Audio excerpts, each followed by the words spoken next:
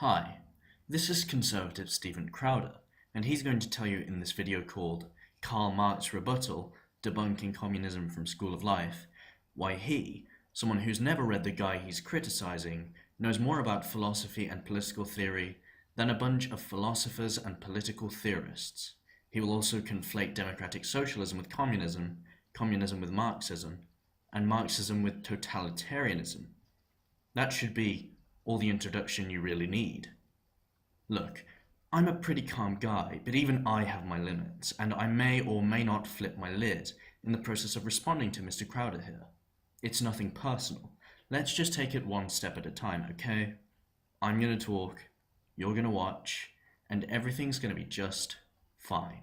This one's by popular request because this Karl Marx video is a little old, but has enjoyed a second win specifically due to the Bernie Sanders supporters, as you will see in the comments section, despite the fact that they swear up and down socialism and communism have nothing to do with each other. Okay, so right off the bat, no. Just no. Just because some people you don't agree with are watching a video which simply explains Marxism does not make them communists. The ideologies are not the same, okay? Communism is the stateless society in which people are theoretically supposed to take according to needs and give according to their ability. Democratic socialism is a society in which workers own the means of production and there is a democratic government mediating this. Bernie Sanders' conception of socialism is equivalent to social democracy. And why do you assume that it's had a second wind? Have you looked at the analytics for the video yourself? Or is this complete bullshit to try and back up your conflation of the two ideologies? Let's get to it. Most people agree that we need to improve our economic system somehow. Yet we're also often keen to dismiss the ideas of capitalism's most famous and ambitious critic, Karl Marx. Straw man! Oh, I know this one. Fallacy. Red herring ad hom. Gun barrel Texas deep-throating fallacy. Look at me. I'm smart and I can do this all day.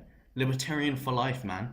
Nobody dismisses him. Everybody who's read Karl Marx and understands economics doesn't like him. Have you read Karl Marx?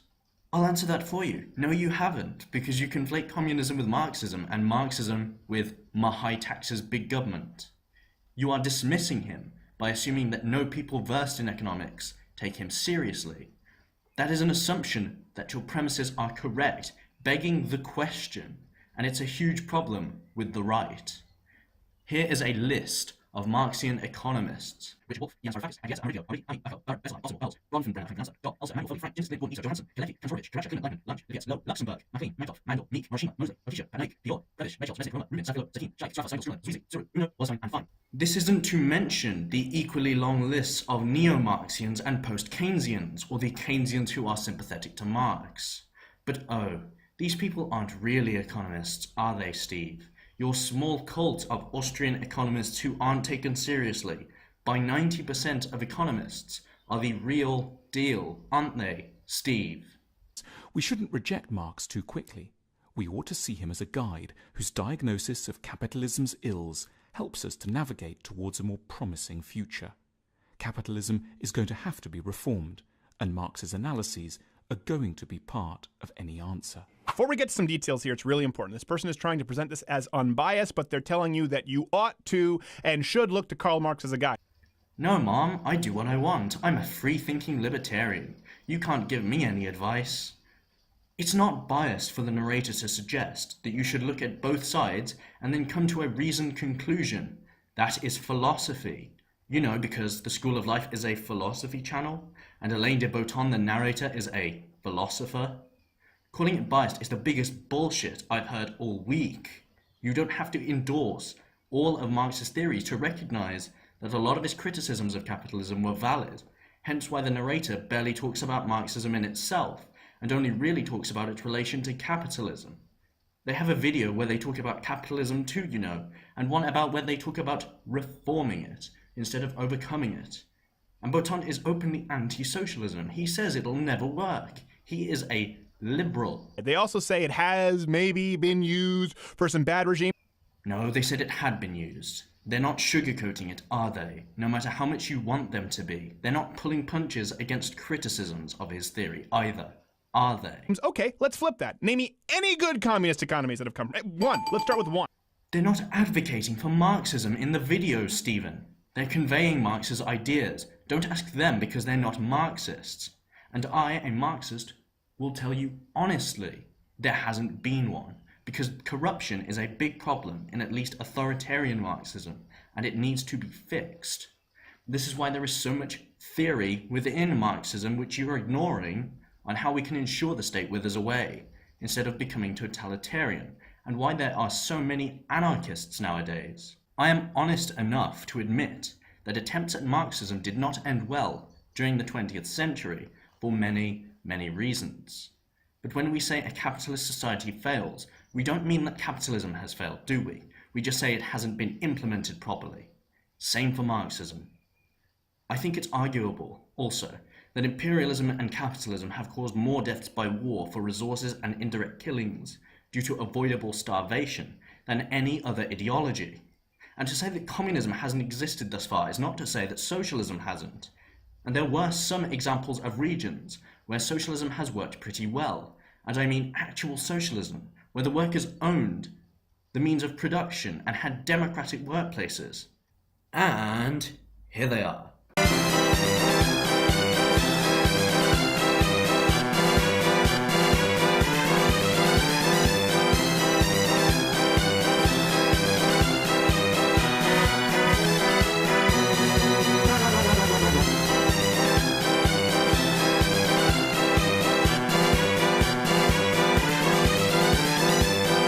Marx was born in 1818 in Trier in Germany. Soon he became involved with the Communist Party, a tiny group of intellectuals advocating for the overthrow of the class system and the abolition of private property. First up, how does anyone watch this, hear that, and not literally soil themselves? Abolition of private property.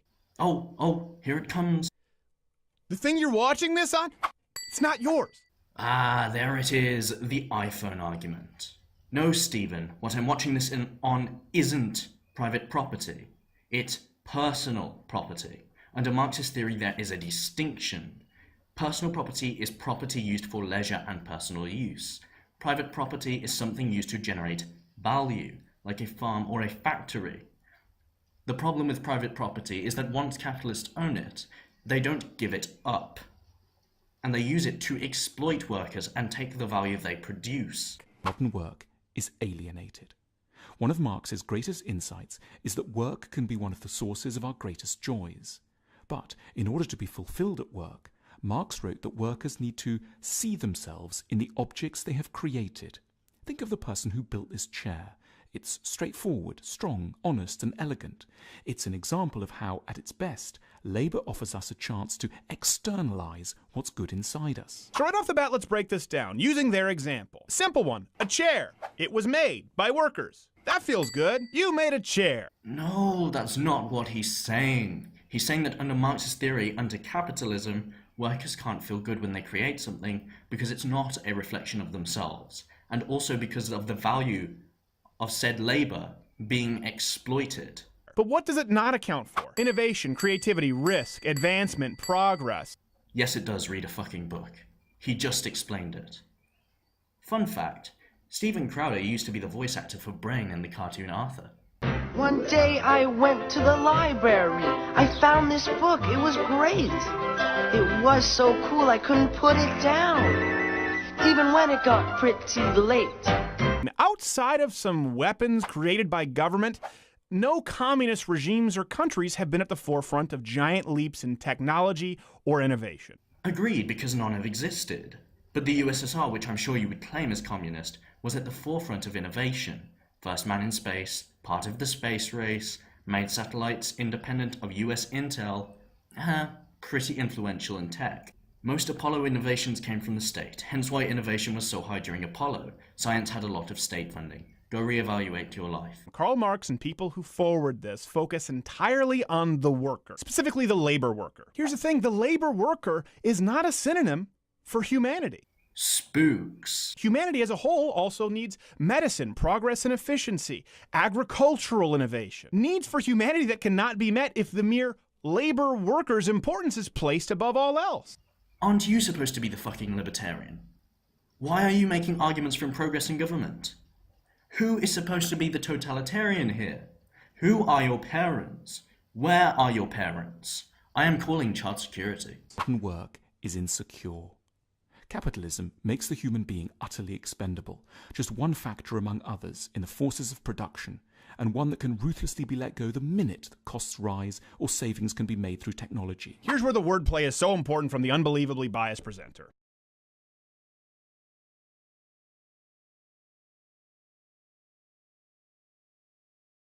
They've now referred to workers as utterly expendable under a capitalist system. No, in a free enterprise system, your value is determined precisely by your contributing power, your skill sets, and your work ethic. Things which are replaceable, you know. You can easily train another person to do the exact same thing. You're the best engineer in the world? You're paid your worth. No, you're not. People aren't paid their worth. That's the whole premise of Marxism. That business owners steal the surplus value of the workers' labor, giving them back a smaller proportion of the value that they produced. The engineer is being exploited by the business owner so long as there is profit. Here, this is an article I found this week. I'm just going to start when I do these videos, pulling things up that I just randomly find during the week, because I'm sick of repeating myself using statistics. Here's an article in the Wall Street Journal. The wealthy in Florence today are the same families as 600 years ago. New research from a pair of Italian economists documents an extraordinary fact. The wealthiest families in Florence today are descended from the wealthiest families of Florence nearly 600 years ago. The two economists, unpronounceable, of the Bank of Italy, compared data to Florentine bank taxpayers, I can't speak, in 1427 against tax data in 2011. Because Italian surnames are highly regional and distinctive, they could compare the income of families with a certain surname today to those with the same surname in 1427. They found that the occupations, income, and wealth of those distant ancestors with the same surname can help predict the occupation, income, and wealth of their descendants today. As they wrote for the economics commentary website VoxEU, the top earners among the current taxpayers were found to have already been at the top of the socio-economic ladder 6 centuries ago. They find strong evidence that socio-economic status is incredibly persistent. The wealthiest surnames in Florence today belong to families that in 1429 were members of the Shoemakers Guild at the 97th percentile of income, descendants of the members of the Silk Guild and descendants of attorneys, both at the 93rd percentile in 1427, are among the wealthiest families today. The economists say their evidence suggests persistence is somewhat highest for the wealthiest, which they interpret as evidence for the existence of a glass floor that protects descendants from the upper class from falling down the economic ladder. But they note their research is not focused on the super elite at the top 1% of income. Their finding is for the overall population. The entire top 33% of the income distribution in 1427 is likely to be wealthier today. This is a Can you notice that I'm just getting lazier the more I go on in this, because this is just taking ages for me, and it's ridiculous that I have to debunk this claim all the time. Anyway, rant over. This is a far broader group than Medici princes and dukes with castles and estates to hand down through the centuries. This suggests that some 25 generations later, the hundreds of descendants of comfortable but far from regal leather makers are likely to be doing quite well, and it's not because they inherited great times 25 grandpa's shoes and belts, let alone his palaces. This evidence suggests social class persists up and down the scale for wealthy families and middle class and poor, through Renaissance and economic boom, through busts and upheavals, through military occupations and overthrows, through republics and kingdoms and dictatorships, and for centuries and centuries. This is an article I picked up during the week. If you simply pay attention during your life, and if you look at both sides, you can see that there is a massive problem with wealth inequality, and it's simply not going to go away. Under communism, you're not. Your contribution is worth the exact same as the guy next to you on the factory line who has no interest in contributing at all. Under communism, payment doesn't exist. You contribute what you want. People are not inherently lazy. That's an after-the-fact claim made by someone who lives in a capitalist system, which promotes seeing work as a means to an end, and hence promotes disdain for labor. This is caused by the very alienation that you are dismissing not rejecting after consideration, just flat out dismissing. Labour can be a pleasure. Gardening is an example of a hobby where people get to retain the fruits of their labour. They are happy to continue to do it. If Porky now steals 90% of the plants you make, but you still have to garden to survive, because otherwise, I don't know, maybe the plants you farm make the bananas that are the only food on earth or something, you aren't going to be very happy with that job, are you? If he isn't contributing, he's not going to be on the factory line, is he? Marxism isn't about giving everyone the same thing. That's nothing to do with Marxism. Marxism is about democracy in the workplace. If you don't like how the factory line is run by democracy, you can always leave and set up your own. But it must be run democratically. You cannot steal other workers' labour value. Democratic workplaces are naturally outcompeted in a capitalist system because the capitalist has no qualms with reducing costs by reducing the worker conditions and salary. Communism can only prey on fear and insecurity. Can capitalism? Sure, but it can only work if it simultaneously highlights the human desire to succeed, to progress, and to grow.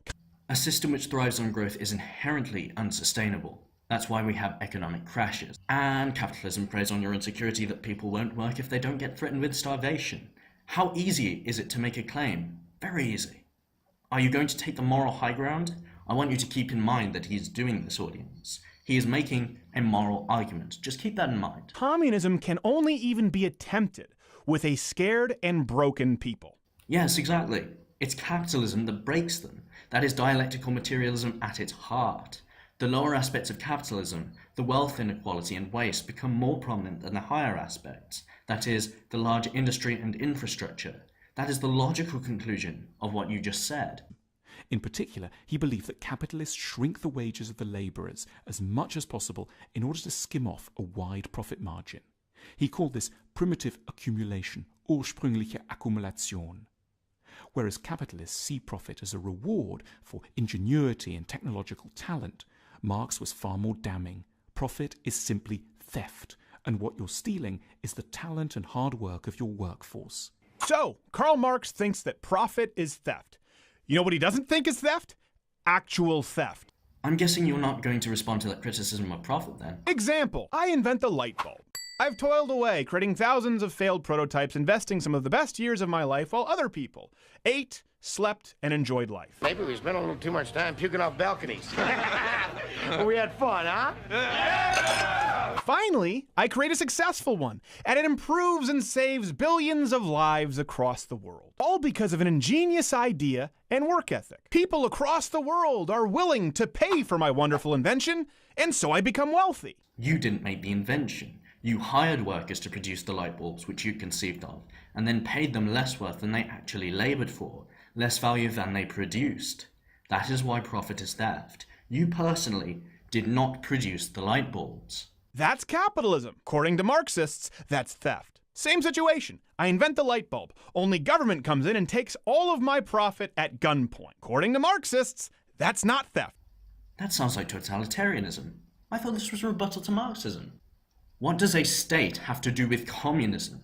The definition of communism is a stateless society. What you are describing is absolutely theft. That is why under Marxism, the state is intended to wither away, giving rise to a stateless society where each worker can keep what they make. No, Stephen, you can keep your fucking light bulb. In fact, feel free to insert it in whatever orifice you feel like. Private property is theft. By seizing private property, you are returning it to the labourer, who is the rightful owner. Stuff is not private property. Stuff is personal property. You can keep your shackles. There's 9 more minutes to this video. Can we take a break to look at the comments? I love how at the end they say his ideas become the keystone for some of the most ideologically important movements of the 21st century. And every single one of those resulted in mass government takeover of the population. Oh, and mass murdering. I love how Marxists hate the lazy fat, living off the labour of others capitalists, but want to create a group who are unemployed, leisure-loving group that is loving off the work of others. Communism is a cure for capitalism the same way a bullet to the head will cure a headache. This presenter is presenting what Marx was arguing, not advocating for or against it. We should all be Marxists. Sounds like advocating to me. We should or be Marxists in the sense of agreeing with his diagnosis of the world's troubles. He's saying we should understand his diagnosis, but find our own solution to the problem.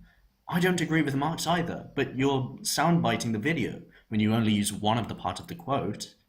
I did enjoy your video, though. No, in context, it's even more damning. This person is clearly advocating for Marxism, repeatedly.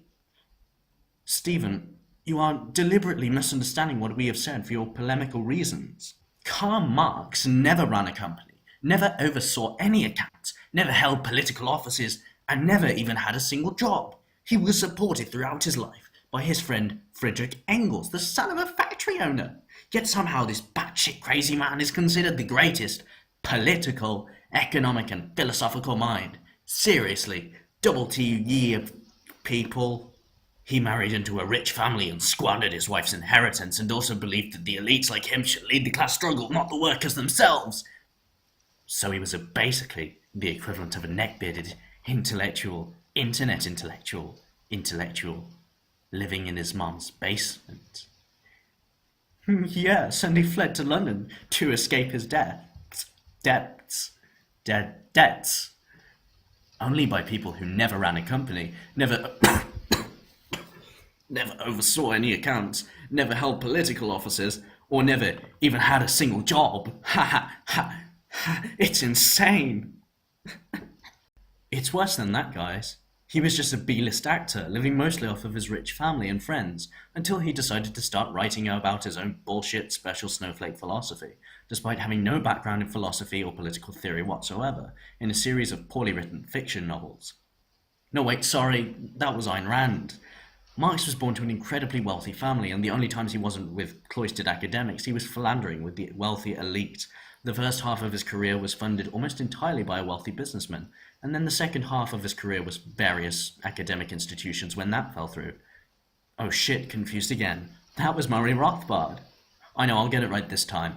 Marx was basically a government bureaucrat who eventually became a college professor and did little else. No, I fucked up again. That's Milton Friedman. Jeez, I'm struggling. It's because despite what hippies and democratic socialists tell you, at its core, communism and socialism, through its only available methods of collection and distribution, are predicated on the use of violent force. But capitalism isn't? Take the scenario. You are a squatter on a piece of land the landlord does not use, but does own. Will he let you stay there? If you refuse to leave, will he use violent force? In material reality, does ownership exist? Didn't think so. If he is not using it, why should we say it is his?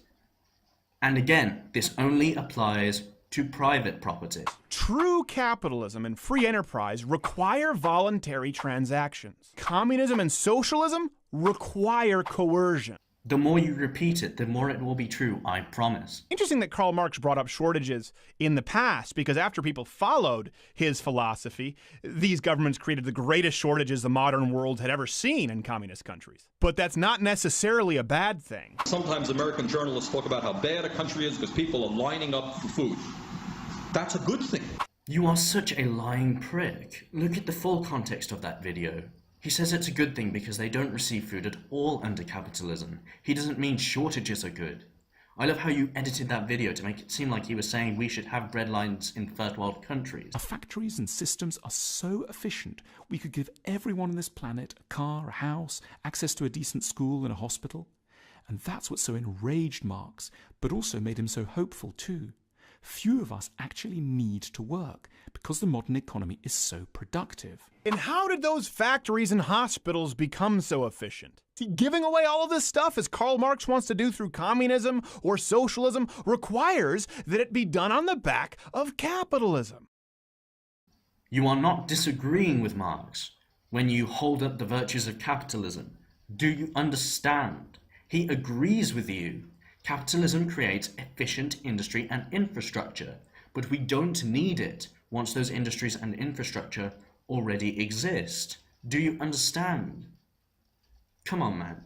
Having fun isn't hard when you've got a library card. Again, this channel wants you to believe that it's presenting its information as factual and not propaganda, which is important because this isn't a factual argument, but a moral one. No. It's an argument that things that are superfluous should be gotten rid of for the betterment of individual freedom. I know you watch this video. And did you hear him, audience? He's calling people out for making moral arguments. Remember when I told you to keep that he made one about minutes ago in mind? I'm cashing that in now. Marx didn't think that capitalists were evil. For example, he was acutely aware of the sorrows and secret agonies that lay behind bourgeois marriage. Marx argued that marriage was actually an extension of business, and that the bourgeois family was fraught with tension, oppression, and resentment, with people staying together not for love, but for financial reasons. Marx believed that the capitalist system forces everyone to put economic interests at the heart of their lives, so that they can no longer know deep, honest relationships. He called this psychological tendency commodity fetishism, Warenfetischismus, because it makes us value things that have no objective value. He wanted people to be freed from financial constraint so that they could, at last, start to make sensible, healthy choices in their relationships. See, this is interesting because a lot of people don't realize just how anti-marriage and traditional family Karl Marx was. Granted, yes, marriage is one of the greatest indicators we have of economic stability, wealth, and growth. It's also the biggest indicator we have available for health, longevity, and personal happiness. Here's where contrast is so important. Whereas Karl Marx sought to destroy the traditional family, No, he didn't. He wanted to reform the political system so that people could marry based on love and not on economic interests, in which they would be pressured to marry. It was just repeated to you. because before a municipal, state, or federal government, you had a moral level of self-governance within the family. One that led to a happier and, as Karl Marx has pointed out, more financially productive society. Oh my God, you are actually defending arranged marriages right now. Do you hear yourself? Sure, in capitalism or free enterprise, there are no doubt some corrupt people at the top. In a true free enterprise system, that corruption is mitigated by the concept of competition. Now, invariably, when that corruption does occur, repeatedly and systematically, as you see with big banks, big energy, big unions, they can only do so when abetted by big government. I do not want to buy your lemons. Do you understand? Competition between businesses gives more of a reason for CEOs to pay workers less in order to reduce costs. Where is your evidence for this statement? You are obviously preaching to your right-wing choir. But let's change the scenario. The big corrupt government you and I both hate for bailing out big banks, now it is the bank. It is your only bank. It is also your only grocery store, your only phone provider, your only health insurance. That's communism. No, that's totalitarianism. As seen with every communist regime ever, Totalitarian regime. it leads to massive death and totalitarianism That's because what you've just described is totalitarianism. every time. So if this man and Karl Marx acknowledge that in any hierarchy you will find corruption at the top, why, oh why, would you want to hand over that top to a centralized government monopoly where no voluntary transactions are even necessary? He doesn't. That's the point.